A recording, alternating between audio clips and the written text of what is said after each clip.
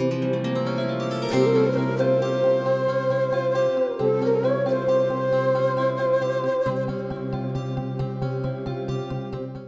To Suman TV Bhainsa. నేను మీ ముద్దం విక్రమ్. శరదిందు సమాకారే పరబ్రహ్మ స్వరూపిణి వాసరా పీఠనిలే ఓం సరస్వతి నమోస్తుతే. సుమన్ టీవీ ప్రేక్షకులందరికీ వసంత పంచమి శుభాకాంక్షలు. ఈ రోజు వసంత పంచమి అనగా జ్ఞాన సరస్వతి దేవి పుట్టినరోజు. ఈ పుట్టినరోజు పురస్కరించుకుని దేశం నలుమూలల నుండి చాలా మంది భక్తులు ఈ బాసరా అమ్మవారి దేవాలయానికి వచ్చి ఆశీర్వాదం తీసుకుంటా ఉంటారు. మన ఈ జ్ఞాన సరస్వతి దేవి ఆలయాలు మన భారతదేశంలో రెండు మాత్రమే ఉన్నాయి. ఒకటి కాశ్మీర్ లో ఉండగా ఇంకొకటి తెలంగాణ రాష్ట్రంలోని నిర్మల్ జిల్లాలో ఉన్నటువంటి ఈ బాసరా అమ్మవారి దేవాలయం. ఇక్కడ చాలా మంది భక్తులు వివిధ ప్రాంతాల నుండి వచ్చి వారి పిల్లలకు అక్షరాభ్యాసం చేపిస్తూ ఉంటారు. ఎందుకంటే జ్ఞాన సరస్వతి దేవి ఆలయం కాబట్టి ఇక్కడ చాలా మంది వచ్చి ఈ అక్షరాభ్యాసం చేపించుకుంటా ఉంటారు. జ్ఞానాన్ని ఇచ్చే దేవత, విద్యా బుద్ధులు ఇచ్చే దేవత కాబట్టి వాళ్ళ పిల్లలు కూడా అలాగే మంచి విద్యా బుద్ధులు నేర్చుకొని జీవితంలో ఉన్నత శిఖరాలు అధిరోహించాలని చెప్పేసి చాలా మంది తల్లిదండ్రులు వాళ్ళ పిల్లలకి ఈ ముఖ్యంగా ఈ బాసరా అమ్మవారి దేవాలయ సన్నిధిలో అక్షరాభ్యాసం చేయించి దానికి ఒక పలకపై ఓం శ్రీ మాత్రేయ నమః అని ఈ మొదటి శ్రీకారం చుడుతూ ఉంటారు.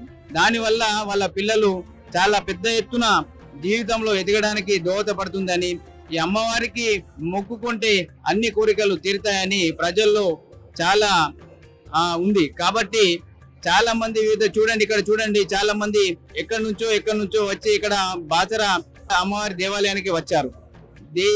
దైవ దర్శనం కోసం ఇక్కడ ప్రజలు రద్దీ ఎక్కువ ఉండడం వల్ల చాలా మంది అపార్ట్మెంట్లలో వేచి ఉన్న పరిస్థితి ఉన్నది.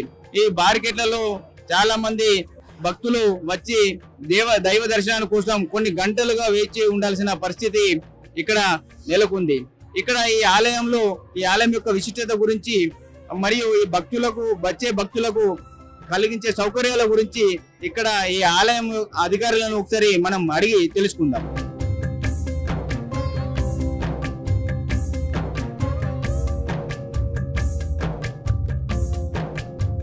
గంటల నుంచి లైన్ లో ఉన్నామన్నా.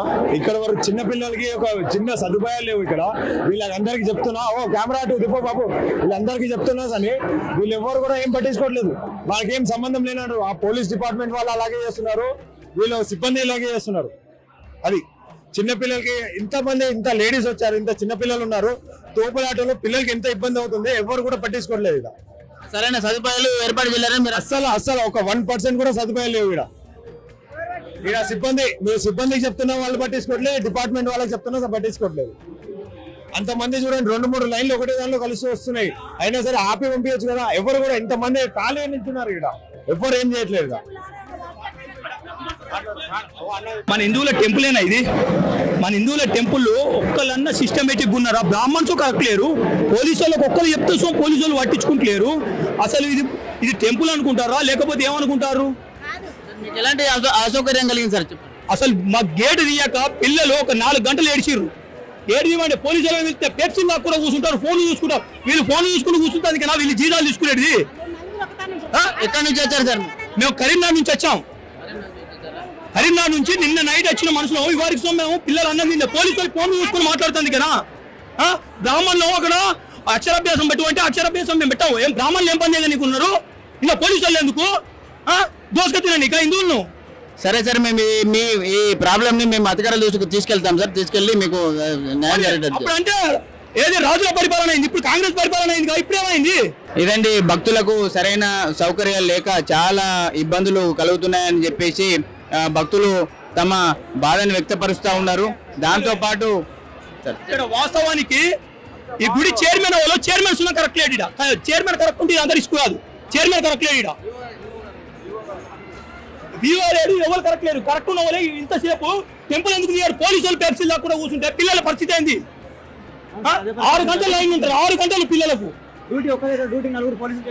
సరే సార్, ఇది ఈ సమస్యను మేము అధికారుల దృష్టికి తీసుకెళ్తాం సార్. భక్తులకైతే చాలా సౌకర్యాలు సరిగా లేవని చెప్పేసి వాళ్ళ బాధని వెలిబుస్తా ఉన్నారు. ఎందుకంటే చాలా మంది భక్తులు నిన్న మార్నింగ్ వాళ్ళు 6 గంటల నుంచి లైన్లో వేచి ఉన్నారు దర్శనం, అమ్మవారి దర్శనం కొరకు. చాలా చిన్నపిల్లలకు మహిళలకు చాలా ఇబ్బంది ఎదురవుతుందని చెప్పేసి వివిధ ప్రాంతాల నుండి వచ్చే భక్తులు తమ బాధను వెలిబుస్తూ ఉన్నారు. ఈ అసౌకర్యం గురించి ఒకసారి మనం ఆలయ ఈవో గారికి అడిగి మనము తెలుసుకుందాం. ఇప్పుడు ఈ బాసర జ్ఞాన సరస్వతి దేవస్థానం ఈవో గారు మనతో ఉన్నారు. ఒకసారి అడిగి తెలుసుకుందాం భక్తులకు ఎలాంటి సౌకర్యాలు కల్పించారో అని ఒకసారి అడిగి తెలుసుకుందాం. ఓం నమో సరస్వతి నమః. ఈరోజు వసంత పంచమి సందర్భంగా మనకు అనుకున్న దానికంటే అధిక భక్తులు వచ్చారు. అందువల్ల కొంచెం ఇబ్బంది జరిగిండొచ్చు, కానీ మేమైతే అన్ని ఏర్పాట్లు చేసాం. క్యూ లైన్లు చేసాము. క్యూ లైన్లలో మొట్టమొదటిసారిగా కూలర్లు కూడా ఏర్పాటు చేయడం జరిగింది. టాయిలెట్ సరిగా లేవనే ఉద్దేశంలో 2 బయో టాయిలెట్ బస్సులను తీసుకొచ్చి పెట్టడం జరిగింది. అవి కాకుండా పాలు అంటే మేము దగ్గర 1000 లీటర్ల పాలు కూడా సప్లై చేయడం. అంటే ఇంతమందికి అన్ని పాలు సరిపోతాయని మేము అనుకోలేదు. అంటే మేము ఎక్స్పెక్ట్ చేసిన దానికంటే ఎక్కువ రావడం వల్ల ఇబ్బంది జరిగింది తప్ప మేము అది చేసింది కాదు. అది బిస్కెట్స్ కూడా పెట్టాం, వాటర్ పెట్టాం, వాటర్ కాయిన్లు మీకు కూడా కనబడుతున్నాయి, వాటర్ కాయిన్లు కూడా పెట్టాం. అది కాకుండా అక్షరాభ్యాసానికి ఎక్కువ సమయం పడుతుంది. అంటే 30 మినిట్స్ అక్షరాభ్యాసం సమయం పడుతుంది, దర్శనానికి ఒక 30 మినిట్స్ పడుతుంది. అంటే ప్రతి దేవాలయంలో ఈ ఇబ్బంది ఉండదు, అది కేవలం దర్శనాలే ఉంటాయి. మా దగ్గర 2 అంటే ఒకటి మంటపంకు రావాలి, అక్షరాభ్యాసం చేసుకోవాలి, మళ్ళీ అర్చకులు వారి మీద తొడ మీద కూర్చోబెట్టుకోవాలి, వారు రాయించాలి. ఇంత సమయానికి కొంచెం ఇబ్బంది పడడం కామన్, అది కొంచెం అర్థం చేసుకోండి. తర్వాత మేము అధికంగా అర్చకులను కూడా ఏర్పాటు చేయడం జరిగింది, ప్లస్ మండపాలు కూడా ఎక్కువ ఏర్పాటు చేయడం జరిగింది. సార్ చాలా మంది పిల్లలు మహిళలు చాలా మంది వచ్చారు కదా సార్, వాళ్ళకు చాలా ఇబ్బంది పడుతున్నారని చెప్పేసి కొందరు భక్తులు మాకు సుమన్ టీవీకి చెప్పారు సార్. అదే కొంచెము ఇబ్బంది అయిన మాట వాస్తవమే, ఇది కమంది కలవకుండా చూసుకుంటాం. సార్ ఎంతమంది వస్తారు అని అనుకున్నారు? 50,000 మంది వస్తారు అనుకున్నాం, ఇప్పటికే 1,00,000 మంది దాటారు. మార్నింగ్ నుంచి 1,00,000 మంది దాటారు. అది ఇప్పటికే 1,00,000 మంది దాటారు. బయట కూడా అక్కడ ఏదో లాడ్జ్ దాకా కూడా క్యూ లైన్ ఉందని చెప్తున్నారు మాకు.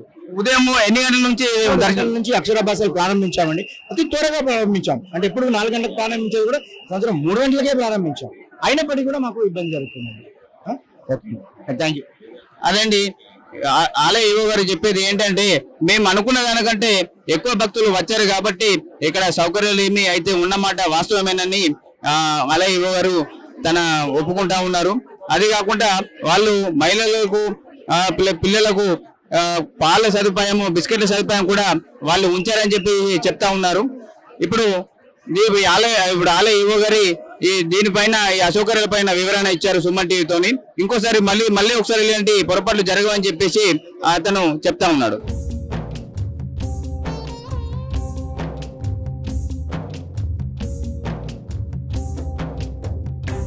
ఇప్పుడు మనం వేదశిల వద్ద ఉన్నాం.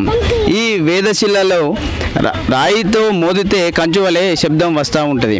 ఇక్కడికి వచ్చిన భక్తులు ఈ ఒక రాయితో ఈ శిలను మోదితే కంచు వలె శబ్దం రావడాన్ని విని ఆనందిస్తూ ఉంటారు. దీన్ని మ్యూజికల్ స్టోన్ అని కూడా అంటూ ఉంటారు.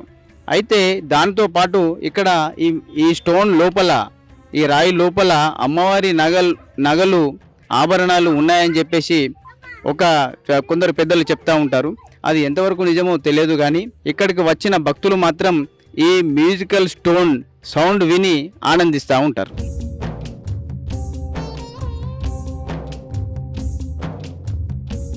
ఇక్కడ వివిధ ప్రాంతాల నుంచి వచ్చిన భక్తులు గోదావరి తీరంలో స్నానం ఆచరించిన తర్వాత సూరేశ్వర స్వామి దేవాలయంలో దర్శనం చేసుకొని, శివాలయంలో దర్శనం చేసుకొని, దాని తర్వాత జ్ఞాన సరస్వతి దేవాలయానికి వెళ్ళి దర్శనం చేసుకుంటారు.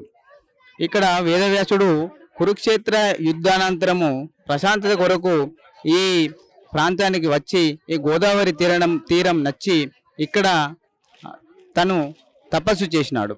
ఇక్కడ తను తపస్సు చేసిన కుటీరం కూడా ఈ బాసర అమ్మవారి క్షేత్రంలో ఉంది. అయితే ఈ తపస్సు చేసిన వేదవ్యాసుడికి అమ్మవారు ప్రత్యక్షమై తను 3 రూపాలుగా వెలవాలని చెప్పేసి చెప్పారు. ఇక్కడ మహాలక్ష్మి రూపంలో, జ్ఞాన సరస్వతి రూపంలో, దాంతో పాటు మహాకాళి రూపంలో ఇక్కడ అమ్మవారు అందుబాటులో విగ్రహ ప్రతిష్ట చేసినారు.